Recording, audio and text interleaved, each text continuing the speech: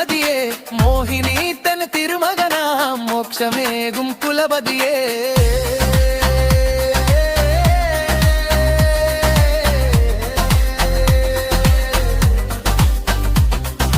ചെമ്പകത്തിൻ നിറമുള്ള